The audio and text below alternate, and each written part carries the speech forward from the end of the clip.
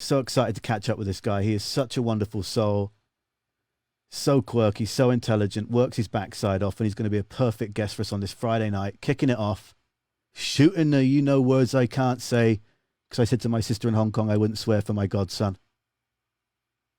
Let's give him a call, shall we? All right.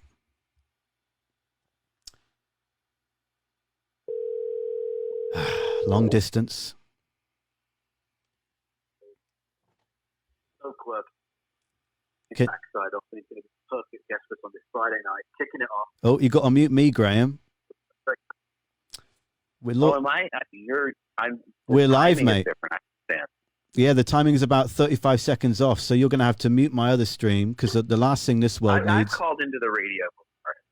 Well, this is a slightly different radio. This is a live stream from my bachelor pad. I thought I was going to come in. I was ready. I answered the phone, and I was like waiting for the correct moment, but clearly the correct moment was waiting for me. Welcome. This is everybody. Let's get you a little funny. Look, you're going to see these wonderful graphics I've made that you can just about read. Please welcome to Live from My Podcast, Episode 4, Graham Wright of Tokyo Police Club and Girlfriend Material. I've selected a picture of you that I believe is around 5 to 6 years old, next to a skeleton. I thought it was charming. I thought it was easy to edit out because the skeleton was essentially already not there, so I couldn't do what I did to poor Jason Lamb. And I hope you enjoy the choice. Well, I get to wait about 30 seconds to see it pop up, but that, if I'm thinking of the same picture, oh yeah, there it is. Yes. Yeah, that was... when I lived in that apartment, there was a gym in that building. That's the best shape I've been in my entire adult life, so I'm glad you picked that one. The buffest Graham Wright the world has ever seen via the portal of Facebook. A low bar to clear if ever there was one. Now, I would like to get into something really rather personal, if that's okay with you, to start the interview. Yeah. And this is not really an interview. This is just a catch-up between friends. I would like to ask you a very serious question, which is it Keanu or is it Mr. Swayze? Which one wins, Patrick Swayze or Keanu Reeves, and why? Just in like in a physical altercation of violence? Well, my preference? I don't want to get too violent, but let's just get this out of the way to start with. I have sound effects here. Okay.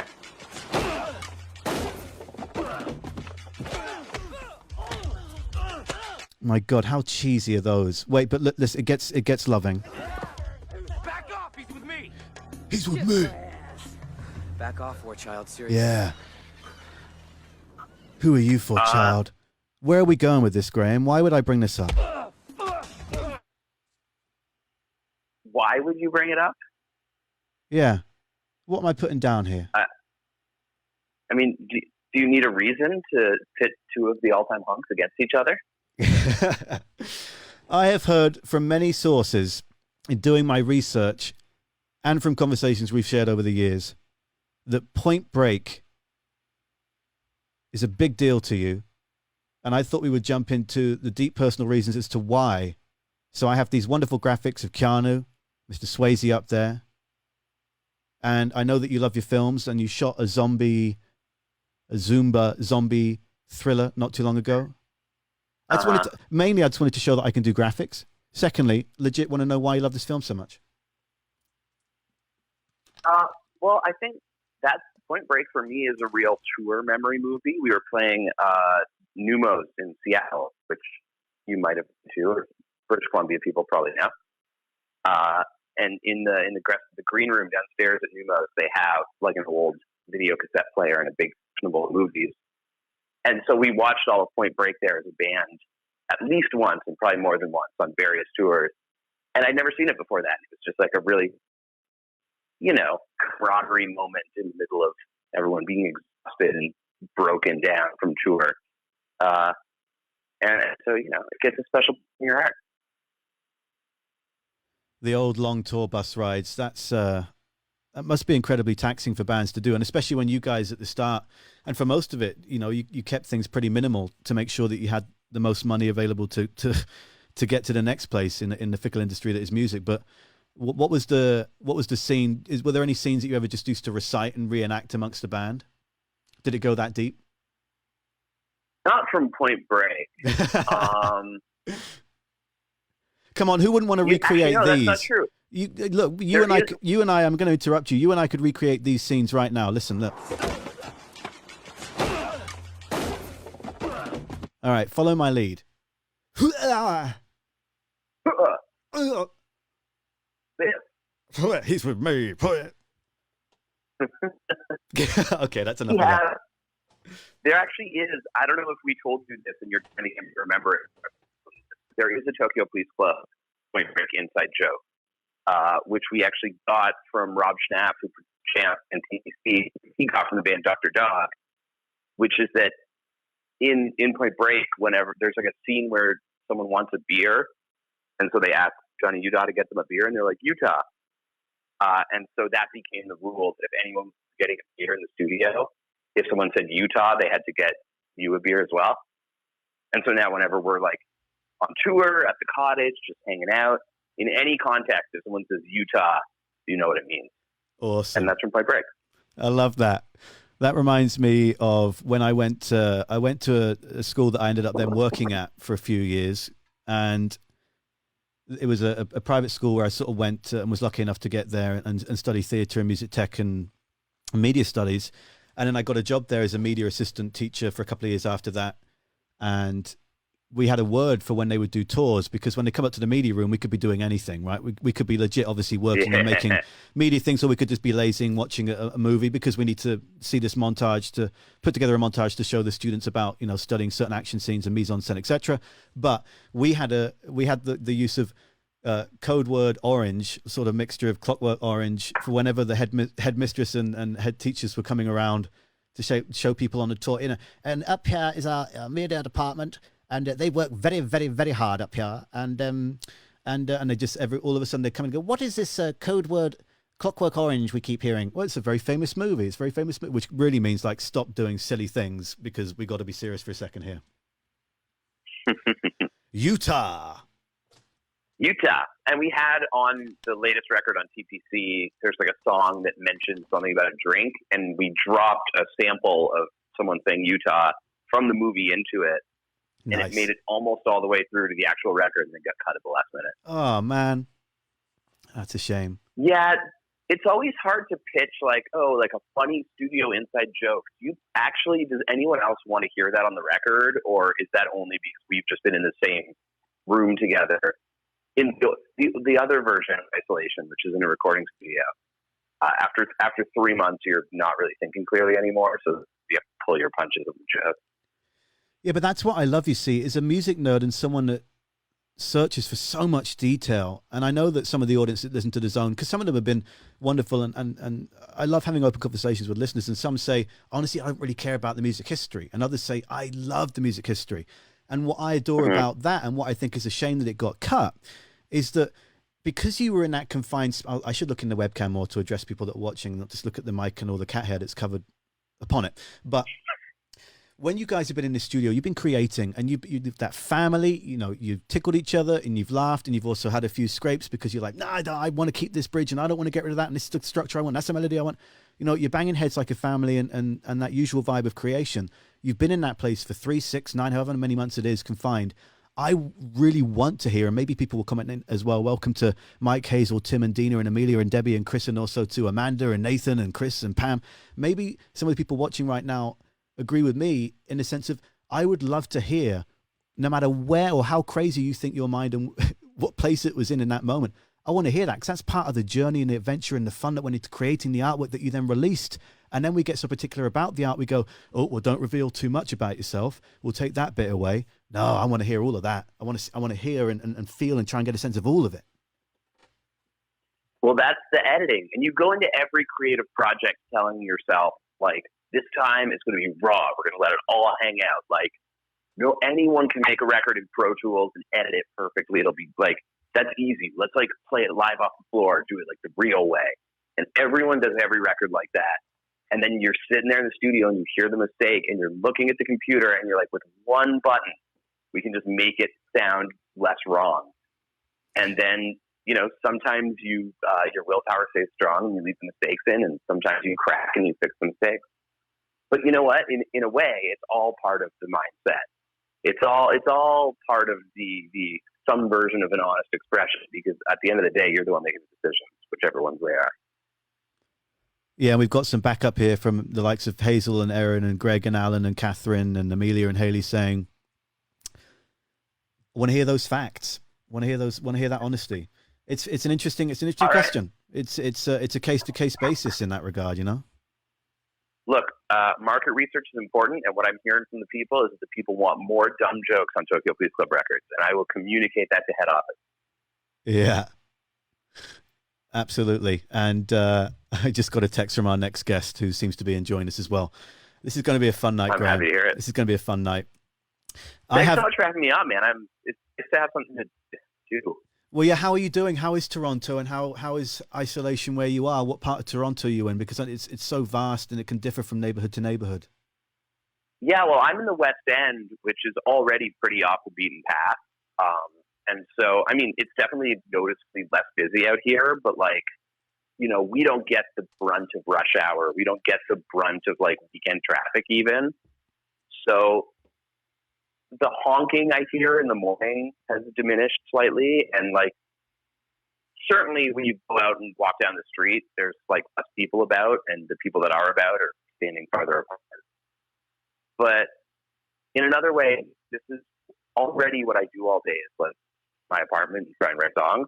So in another way, it's kind of easy to forget that anything's even going on.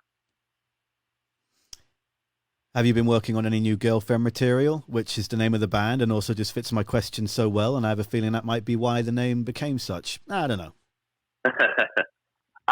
Yeah, definitely. I just made the other guys in the band, you know, they sent me the text that every singer wants to receive, but never actually does. It's like, hey man, do you have any new demos we can hear? Hurrah! So I was like, do I?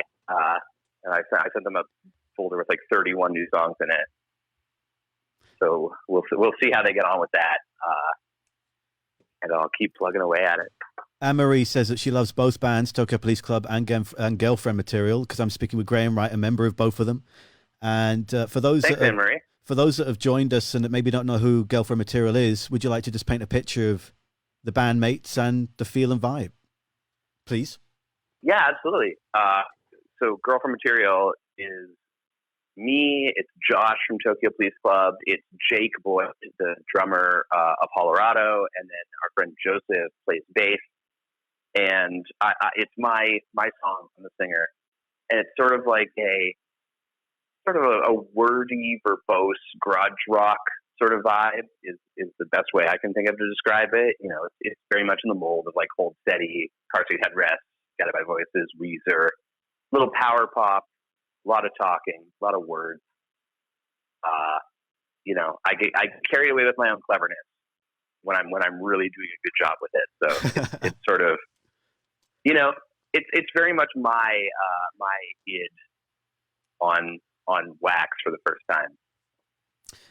I feel you when it comes to talking a lot. That's a skill that I'm very good at. But I love the wordiness of the Girlfriend Material lyrics because it's such a great storytelling vibe. You know, you're not just slapping together 3 flipping sentences and saying it over and over and over again, trying to get a hit. You're telling a story. You take us on an adventure, man. Well, that's the hope. Thank you for saying so. It's funny, we just were in the studio and I was trying to poke around.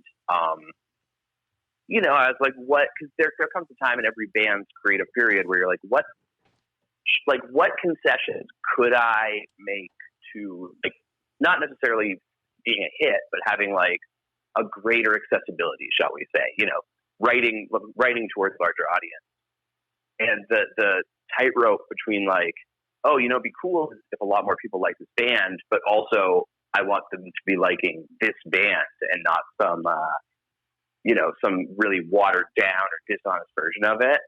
And we were just working on some tunes, you know, just to sort of poke around and see what we could do with like choruses and all that, yada, yada. And I found the lyrics to be a really interesting, you know, tool to wield in that, because obviously, you know, when you listen to hit songs on the radio, they generally don't have a billion words. But that's such a Girlfriend Material thing. So trying to fit my style of lyrics into like a more, you know, radio friendly format or something was a fun challenge. I have no idea if we succeeded. Pardon my manners. I was struggling putting on a sweater and just checking my phone. Just checking. Quite all right. Checking that the next guest is good to go because I'm running behind because I'm so excited. I had a longer starting monologue and I did a bit of a sort of looper freestyle about Jason Lamb of the Morning Zone who just texted me. I love you, man. So Graham, I don't know if you can see the screen, but I'm excited for the new Girlfriend material. Not to look at it too much. Have you noticed that your bandmates are up there? I've cut out the car quite nicely. Oh yeah, they're there. Good job. I would like to apologize to Jake, the far left on the back end of the car there. Yeah, I thought they were on my TV. Yeah, You've sort of given him like a funny little pompadour. Well, it's me learning that magnetic tool on, and Jason Lamb might know about that from the start of the episode. Me and the magnetic tool and my laziness with the lasso on. I rushed it and I messed it up, and I'm sorry because I've removed the entirety of Jake's brain and left but a whiff of Harry Potter quiff, and I'm sorry. I'm sorry, Jake. I'm sorry. No, God! No, God, please, no! No! No! No! The reverb on that is so funny. I had to put it on the end. I had to. I've also got another graphic here. Tell us about your Instagram. Girlfriend Material, Graham Wright of Tokyo Police Club and Girlfriend Material, but Girlfriend Material's Instagram. You've got a lot of cool cars being posted.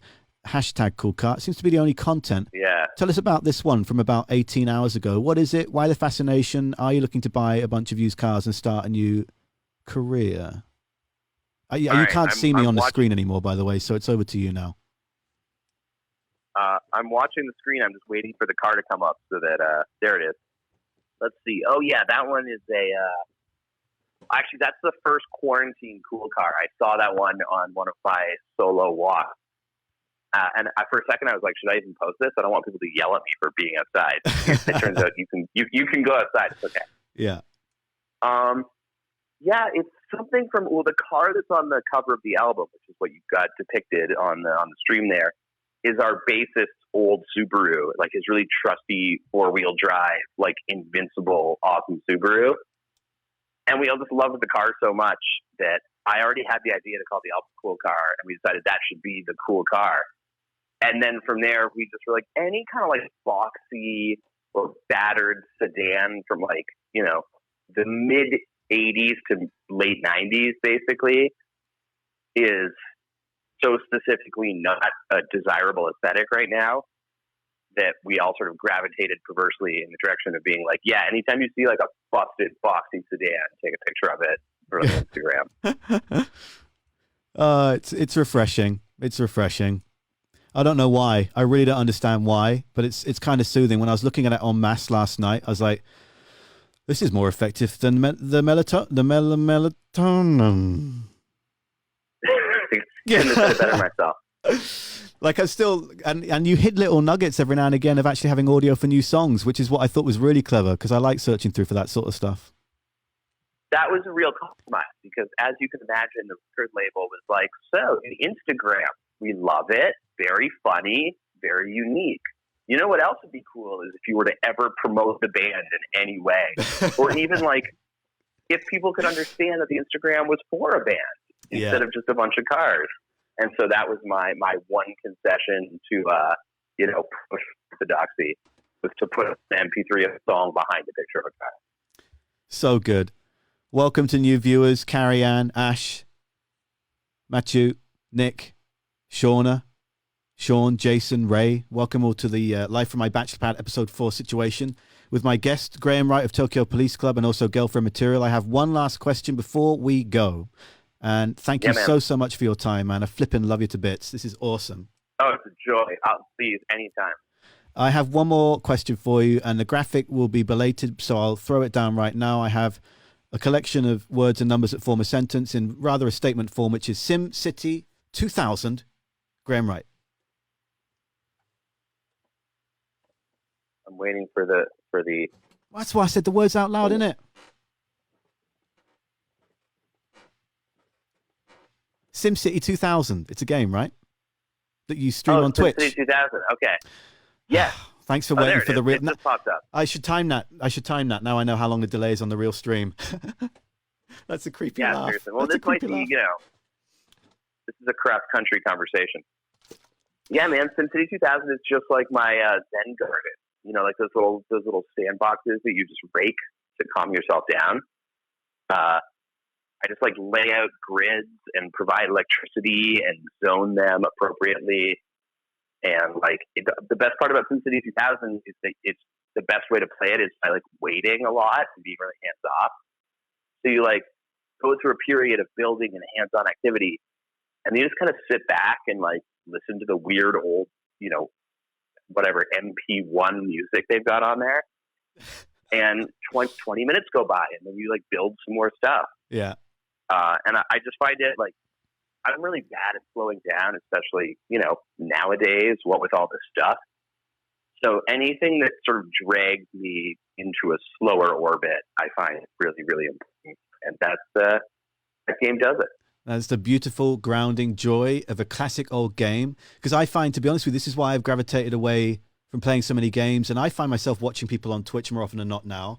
Because after a day where I throw so much energy into doing radio and the energy that I put in to make the show, and I treat it like it's literally the entire city is listening to me. And I have that weight on my shoulders in a fun way that it's okay. I've got to make sure I'm diligent, I'm researched, I'm quadruple sourced, and my checking and my fact is correct. And I'm going to bring the right energy and be honest in all moments. You can't have a slam dunk show every day, which I learned from Jeremy Baker years ago, who I miss and adore as well in Vancouver. Hope he and his family are okay. But he said you can't hit a home run every day. And so I take it really, really flipping seriously. You know, it's such a hard career to get into. It's such a hard door to get into. That you've got to make sure that what you say is so purposeful. And I love the time I've been given the last 10 years to get to this point that I now feel like, okay, I'm making the radio that I always dreamed of making. And that's such a good feeling, right? Yeah, it's so imperative. And that's why I've gravitated towards doing this. And to not get away from my point, I have found that games have improved to the extent that is unbelievably scientifically, and for those that work in that graphic and art design world. But for me, it's too real. I may as well walk outside. Like it's too real and it's too difficult, and I can't be asked the amount of time I put into music and everything else to do on the side to learn how to do a quadruple backflip after pressing 38 button combinations on a microphone. That's how often I use a controller, right? I'd rather just do the old school like you're doing. So I found myself watching people either playing Tom Clancy Rainbow Six Siege, or if I do, I've just been playing that like Space Invaders or like a really old Nintendo that I got. Yeah, man. SNES, right? Just really simple.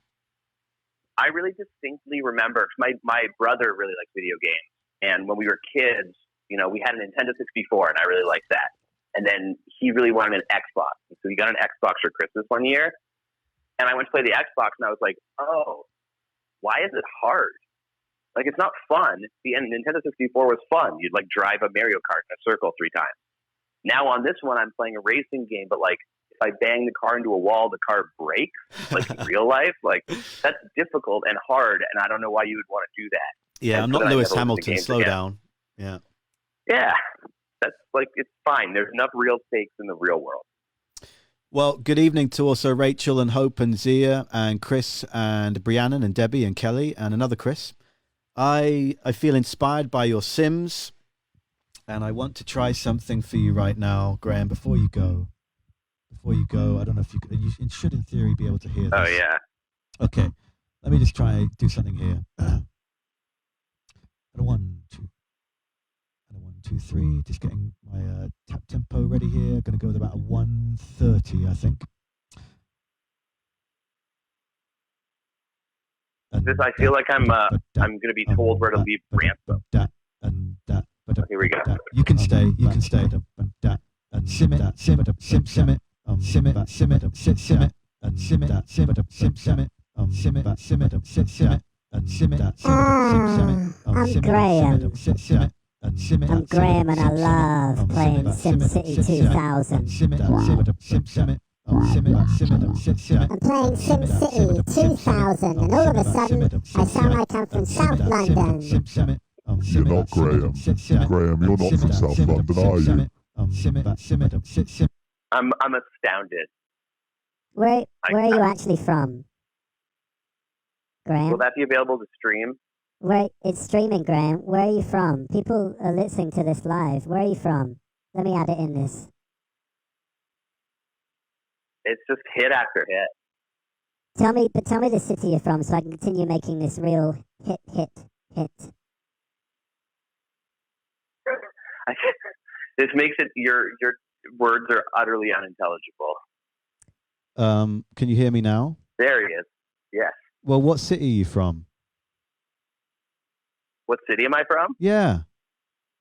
Or Newmarket, Ontario. Okay. Newmarket. Newmarket. Where's he from? Newmarket. That's all I wanted, man. That's all I wanted.